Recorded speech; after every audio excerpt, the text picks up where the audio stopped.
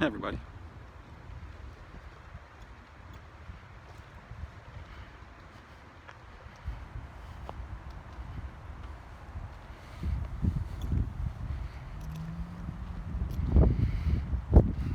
There's so many topics on my mind.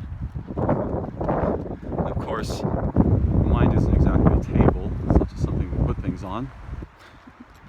Even though the metaphor resembles that, right? And I think about these metaphors. In English, the container metaphor, right? Love is in my heart. Is really common, but it's not common in other languages. Or rather, there are languages in which it's not common.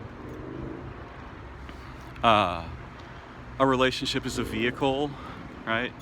We went a long way together, but then things came to a halt. There's all these metaphors. And there's a great book. No, it's not the only one.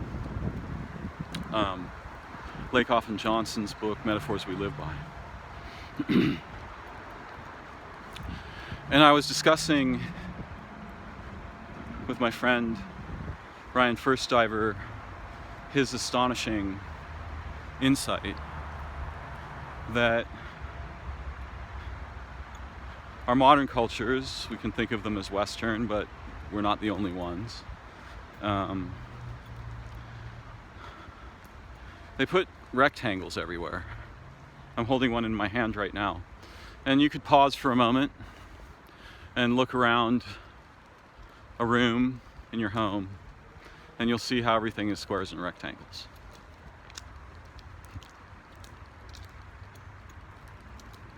And lately I've been talking about frames, priming, right? How exposure to something primes us to already begin collapsing clouds to frames, and how compelling that can be once it gets started in our minds or our cultures, and our cultures. And you know, the blackboard in front of the classroom is a great big rectangle, our screens are rectangles, our beds, our tables, our chairs, our mirrors, with some exceptions. There's edge cases. Our books, our smartphones, our computers. All these rectangles. We're a swarm in rectangles, right? And this is the symptom of something we should be able to unpack together and surface some of the history of.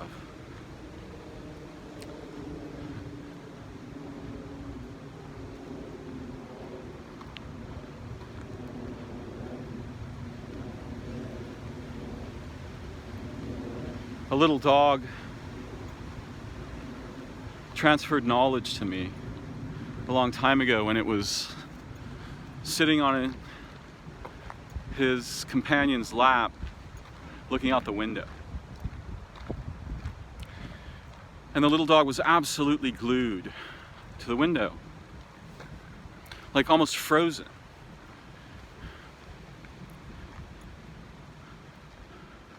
And I wondered what was out there that could be that interesting, because I live on the second story of my building. Might be a metaphor there in terms of intelligence or awareness or something too. But in any case, it hit me in a flash, and it really was like a spiritual moment. Right? It wasn't where, like, I figure it out, which is all very framey. No, it was like something came into me. I felt it. And long before I could even say anything, I understood that outside the window, leaves were blowing in the breeze. The leaves of a gum tree. And that's what the dog was glued to. And then suddenly I understood that nothing inside my box is moving. It's as if we've evicted time and relationship from the box. Although it intrudes, mechanically in all kinds of ways thereafter.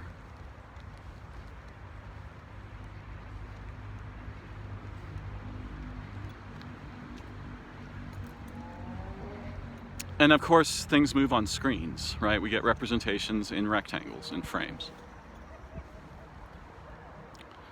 And the frame adds all kinds of seeming conveniences, boundaries, limitations, control, isolation, right? The frame makes its content stand out from the background for focus, right? It intuitively draws our focus, these frames.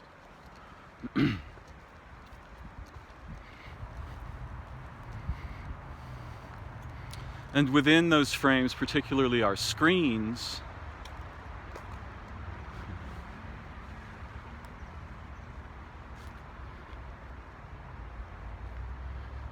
the frames can represent a portal into other experiences and minds and situations.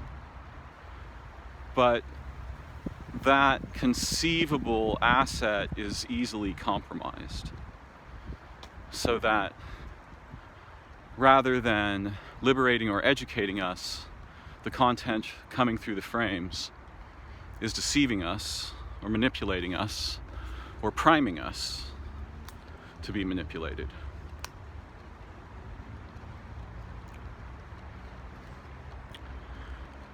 And in our minds, when we have thoughts, right, the path of our mind behavior while we're awake is a lot like traveling through a terrain of possible frames and their possible collapses, and then selecting, as we travel forward, in metaphor, which frames we ignore, which ones we collapse into and identify with, moment to moment.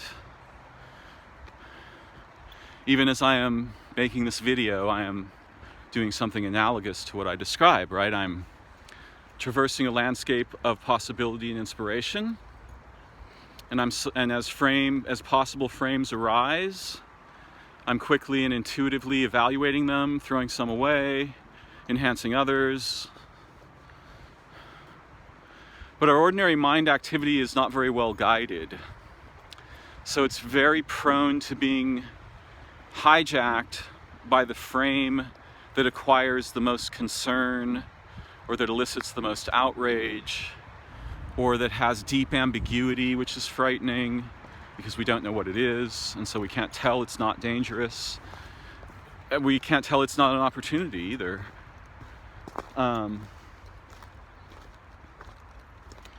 So most of us, while we're awake, one way of understanding how we select our mind path is by using this toy. And when we become conscious that we're engaged in something similar to that, new options appear. And we are more likely to be able to determine if we are being manipulated, if it's likely, if this is nourishing experience, if it's habitual, if it plays into some pattern that we would like to transform in our lives or our hearts or our thought, our behavior, right? We can see the frames arising from a position above them, and that returns liberty to us. When we're able to just be able to envision something like what I'm talking about.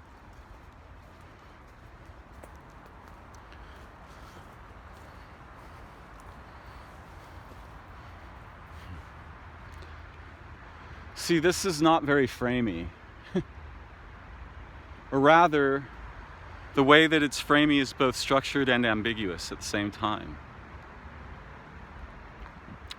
And until things collapse down to a concrete declaration, there's ambiguity in there, in our thought. But most of us have learned over time, or we've become habituated to an extremely inelegant relationship with language and frameworks, awareness, consciousness. hummingbirds. So rather than navigating that process freely with our intuition and our creativity and playfully and with our intelligence, we mostly get stuck into habits where certain kinds of frames are very attractive to us and we tend to collapse them very quickly into concepts or perspectives or beliefs or ideas that we then identify with, meaning that we lose the distinction between the idea and who we are, or the concept and who we are, the belief in who we are. And all kinds of trouble comes from that.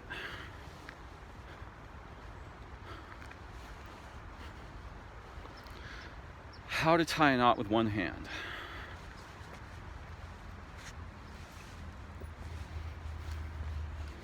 Well, maybe not. Maybe I'll have to use two.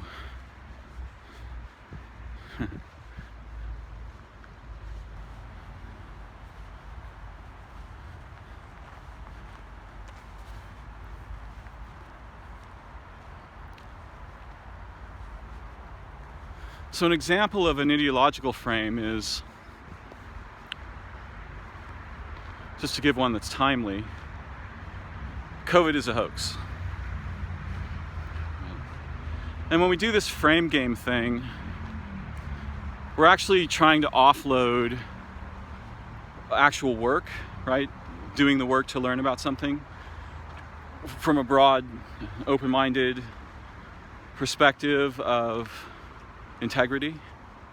And we're also going to offload responsibility, right? And we're going to skip over time and relationships, right? If COVID's a hoax, I can just skip that, right? I don't have to wear a mask or, be concerned. Everybody's just having a psychotic episode. There's no virus. That's a frame collapse. And then the people who treat that idea as if it's themselves, so that anyone who questions that idea is questioning them, that's the point of identification. Right? Now they've collapsed not merely their mind into a frame, they've mixed their identity in with the collapsed frame, right? And framing itself is probably something we can't get away from, but we can develop intelligence about it together. And that intelligence is profoundly transformative in very short order for anyone with any interest in transformation, in growing and learning. Because otherwise we're inclined to just kind of like monkeys go like frame to frame to frame. And that's not really like having a mind. That's like having a frame selection algorithm. It's not mindful behavior, as I'm sure you can see. And also the frames that we get off the shelf, like we can build our own frames. We can envision our own frames. But the ones we get off the shelf are often infected, meaning they were originally produced for the purpose of being compelling, so that lots of people would grab onto them and maybe even collapse into them, you see.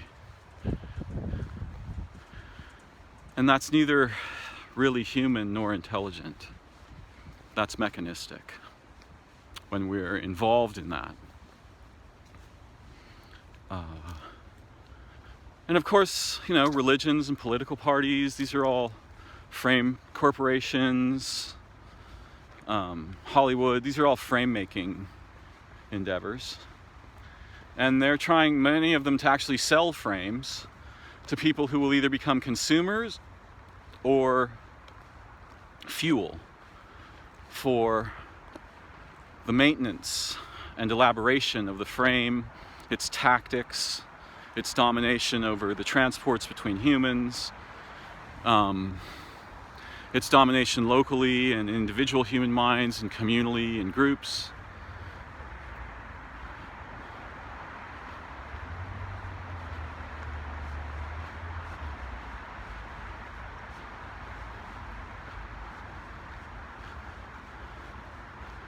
So Us moderns live in sort of frame factories.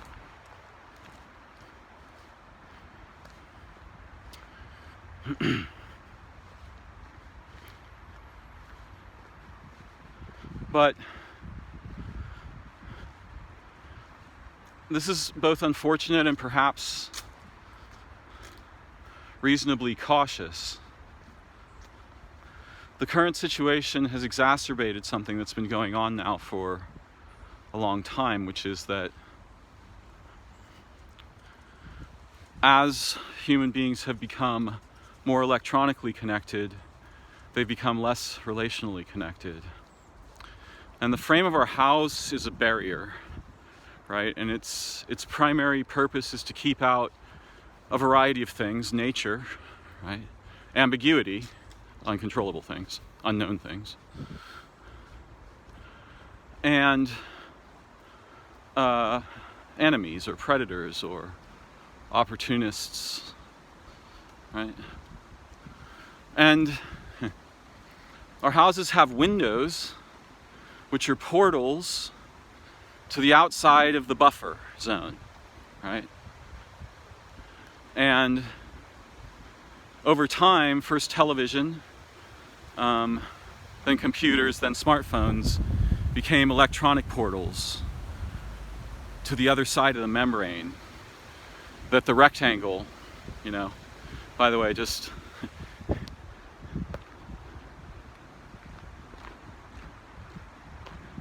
in the middle of a garden, right smack dab in the heart of the SF Botanical Garden is a giant green rectangle. And the sort of phonemics of that word, the rect angle or a rectangle, is hilarious. A tangle of wreckage, like a frame collapse, a rectangle.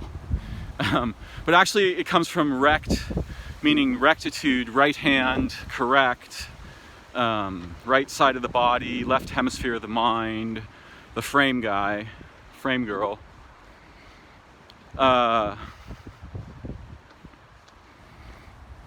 Yeah, it comes from the idea of making correct. But the rectangle excludes, in every case, nearly all that is, right? It's a seeming zone of safety. But I think the thing that I was concerned about is just that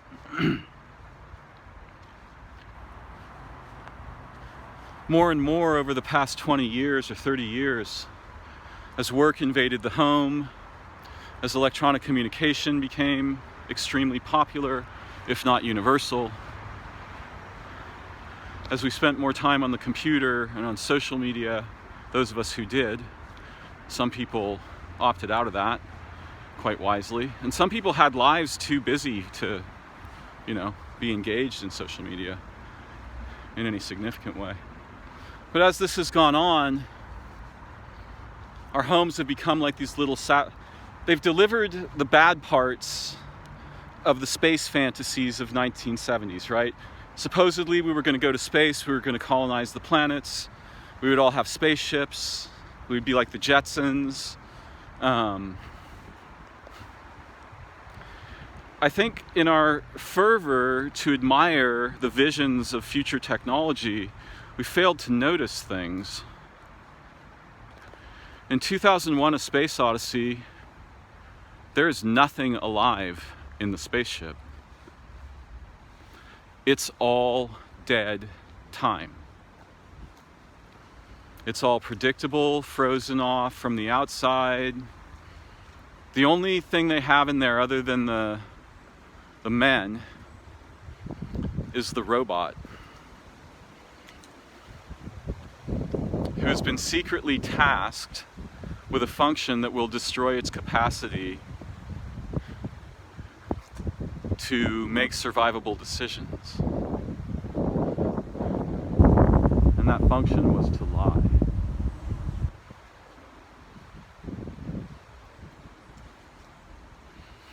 I think we forgot to notice that the inside of a spaceship is dead. There's nothing moving in there. It's a bunch of dials and machines that grant us the illusion of power, freedom, dominance, but they are actually representations of the power, freedom, and dominance, the liberty, the intelligence, the potential for relation that was sacrificed to produce the dials and gauges and screens. There was a cost. We didn't notice. We were fascinated with the technology, but shockingly in 2020, which was the far future in my childhood, and maybe thankfully, we don't have a lot of spaceships. We've got a lot of bombs and missiles and battleships and aircraft carriers and submarines and rockets, but we don't travel in space really. What happened instead was they turned our homes into the spaceships. Life was increasingly subtracted from our common experience, and new dimensions of dead time sprung up as representations and rectangles in our homes. So that now, being totally separated from each other most of the time due to the pandemic, we're like space travelers in our own homes. Our homes have become the spaceship. Outer space is just outside, right? Because outside is now no longer reliably safe. So nature and outside is outer space. And as the frames of our relationships collapsed around us into more and more representational artifacts, right? Or just representations of relation, we were skipping over the actual experiences and relationships and education that we get when we're in relation, right, together. Or even when we're in actual relationship with our problems rather than being in a relationship with a representation of our problems. Yeah. So there's been this sort of seething swarm of frame collapse all around us. Our jobs invaded our homes. Electronic media invaded our every moment of life and made us instantly accessible from our, even in our boxes. But over time, these boxes have become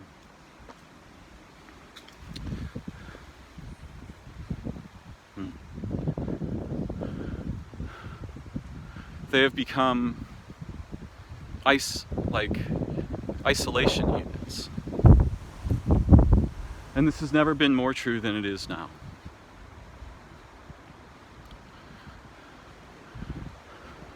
And I'm concerned about how that process will continue to develop, particularly if we are not consciously aware of it. Again, if we become consciously aware of it, we at least have the opportunity to make some choices, right? And not just as individuals, but together.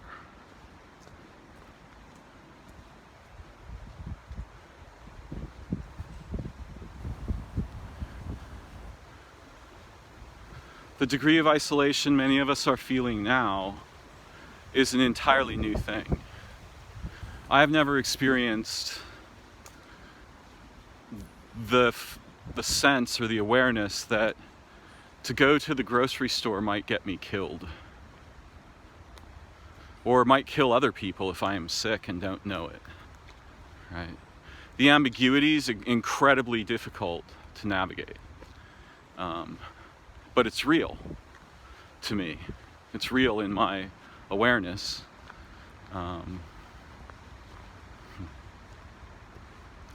So I pay attention. And I don't have a concrete position. I have a best intelligence position coupled with various kinds of pragmatism. I will need certain things from the store.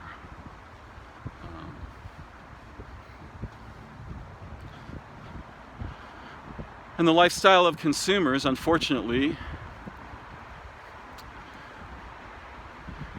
is a perfect storm for anything, any institution or group that could benefit from our isolation. And perhaps the fragmentations that are more natural when we stop having relationships with the living world, with each other, with our potential as human beings.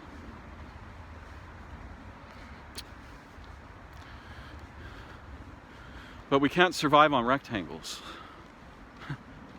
And our minds degrade catastrophically as we become more vulnerable to being fed frames. We collapse thought, decision making, and identity into.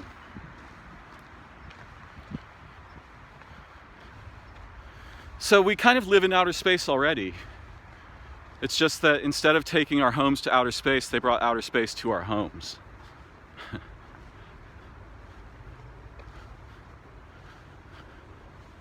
They just changed the house into the spaceship. Circumstances changed, but our technologies are really a primary causal player in this they that I was generally referring to.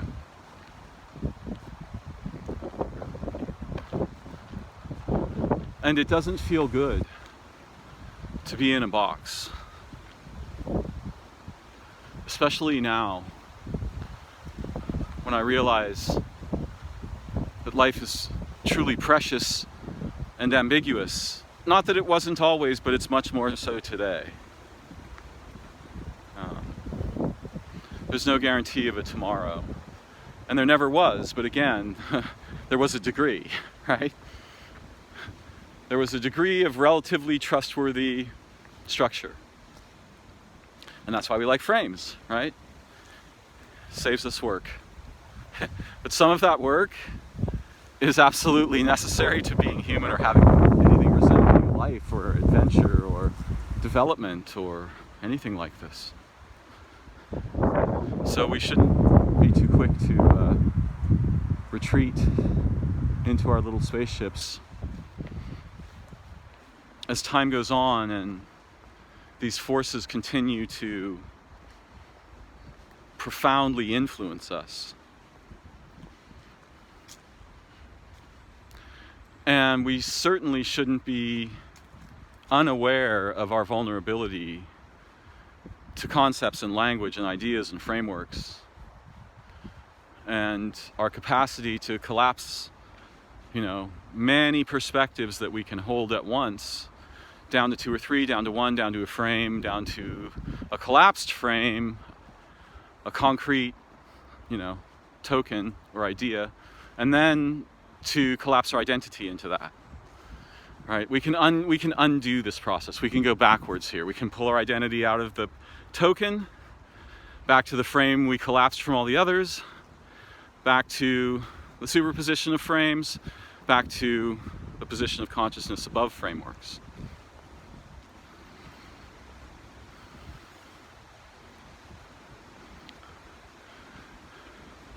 And I'm trying to learn how to do these things, because even though I can say them and understand them, I'm a regular human, and I have these same experiences that many, if not most of us have.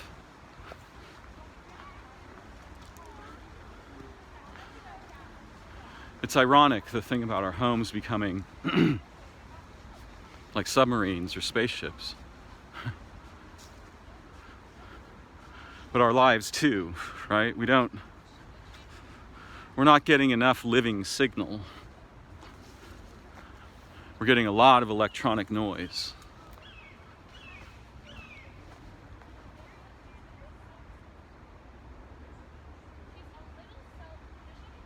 There was some living signal.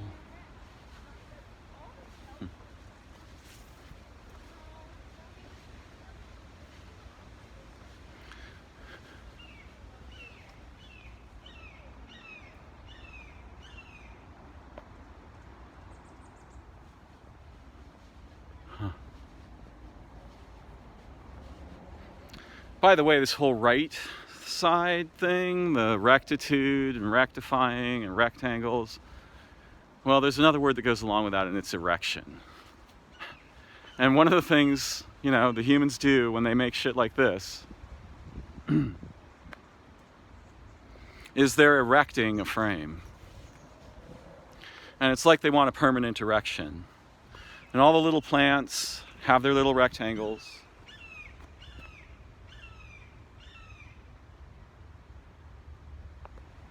I have a feather from that bird.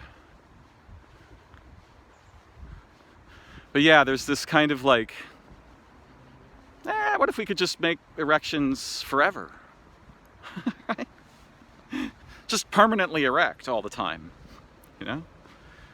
Like some aspect of the mind of humanity got like a permanent hard-on and started tearing everything apart and making it into little boxes and shit.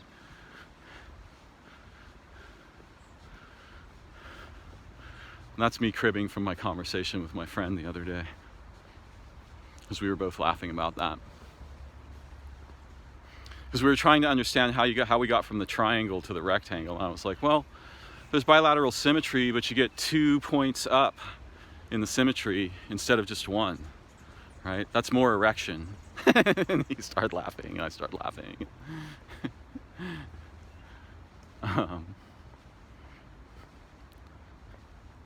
But the rectangle is a more, what's the right word? There's a word in mathematics for it that I don't know.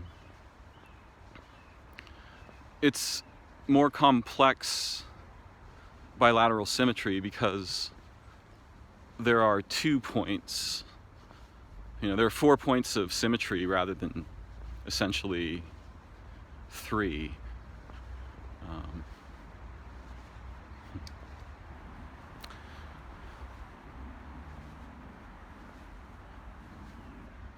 So I hope you'll consider some of the things I've been reflecting on today. And look around at the rectangles and wonder and ask questions, and we can learn together.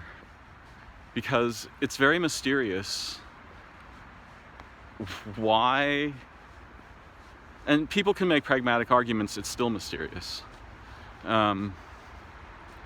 Why we would want to surround ourselves with boxes and rectangles and things,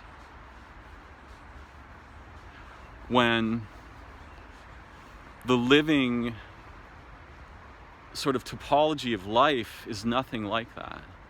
That's got to be the least common form in nature. And maybe it's a sign of our species' attempt to be separate from nature, to dominate it from a position that we think of as above it, to control it, to delimit it, to own the presentation of it, right? Is when you go to a state park and you see, this sign, right? Tells you who owns it and what it's for, right? So there's all this collapse of degrees of liberty and in relation into degrees of manipulative value, right?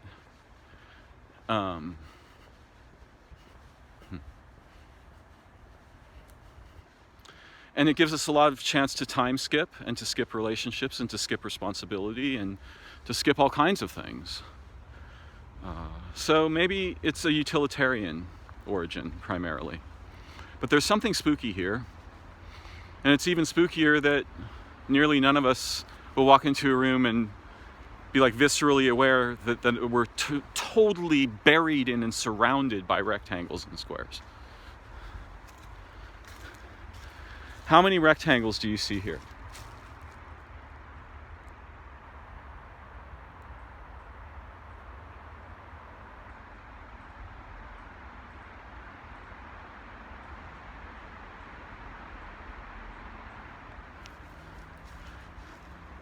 Now, if you're really paying attention, you'll say 1. I'm sure we will continue these journeys together. And I'm very grateful to those of you who take the time to listen to my videos and walk with me and think with me. And if you have questions or input, please don't hesitate. Post your ideas or questions or insights in the comments, and we can continue to learn together. Thank you for joining me.